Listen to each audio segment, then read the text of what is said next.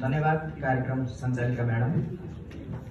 आदरणीय यस कार्यक्रमका सभाध्यक्षज्यू, प्रमुख कार्यकारी अधिकृतज्यू, उपकार्यकारी अधिकृतज्यू, मानव संसाधन विभागका प्रमुख तथा उपप्रमुखज्यू, सिकाइ विभागका प्रमुख तथा उपप्रमुखज्यू, कर्मचारी सरहरू लगायत यस स्टेजमा र हलमा पाल्नुभएका सम्पूर्ण सहभागीहरूमा मन नभागन्तुक सहायक चौथो कपिल श्रेष्ठको तर्फबाट न्यानो अभिवादन टक्राउँछु, स्वीकार्नुहोस्। के हो राष्ट्रिय वाणिज्य ब्याङ्क र हामी कहाँ छौँ बाट म सुरु गर्न चाहन्छु। एउटा निजामती कर्मचारीको छोरो जसले निजामती तर्फको परीक्षा उत्तीर्ण गरी निजामती त्यागेर राष्ट्रिय वाणिज्य ब्याङ्कलाई रोजेको छ। नागरिक उड्डयन प्राधिकरणको कर्मचारी राष्ट्रिय वाणिज्य ब्याङ्कमा प्रवेश गर्नुभएको छ। कृषि विकास ब्याङ्कको विभिन्न तहलाई छोडेर राष्ट्रिय वाणिज्य ब्याङ्कमा प्रवेश गर्नुभएको छ। साथै विभिन्न जागिर छोडेर राष्ट्रिय वाणिज्य ब्याङ्क प्रवेश गर्नुभएको छ। यसको अर्थात् राष्ट्रिय वाणिज्य ब्याङ्क एक ब्रान्ड रहेछ।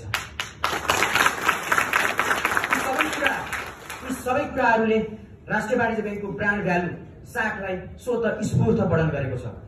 राष्ट्रिय वाणिज्य ब्याङ्कलाई यस स्टेजसम्म पुर्याउनको निमित्त हाम्रा अग्रज सिनियर पदाधिकारीहरू साथै गुरुहरूले अथक प्रयास र मेहनत गर्नुभएको कुरा हामीले तालिमको दौरानमा प्राप्त गरेका छौँ।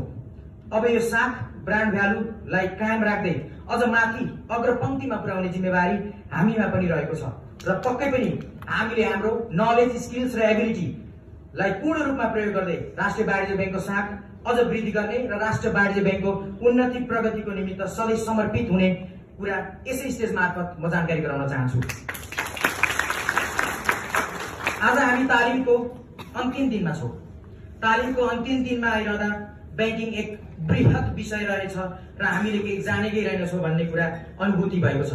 पक्कै पनि यो 14 दिने तालिमबाट हामीले धेरै कुरा सिक्ने, जान्ने र बुझ्ने अवसर प्राप्त गरेका छौँ। तालिम बिना पनि सेवा प्रवेश गर्ने गराउने कार्य भएको हुन्छ, तर आफ्नो कर्मचारीहरू केही कुरामा पनि कमी नहोस्, कमजोर देखिन नपरोस्, साथै लोकसेवामा अब्बल भए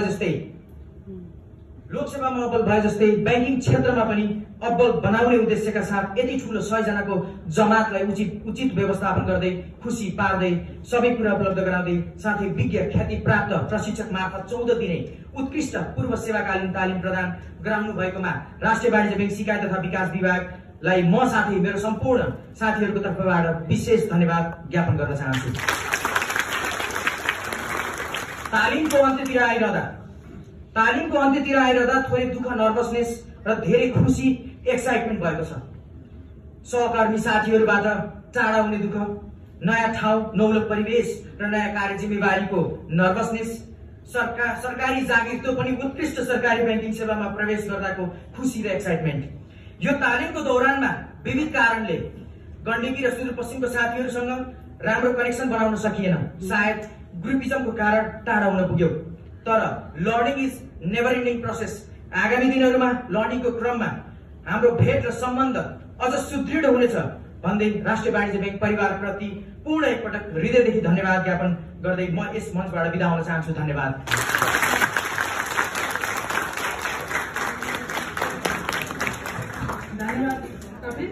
अब चाहिँ हामी कार्यक्रमको अर्को चरणमा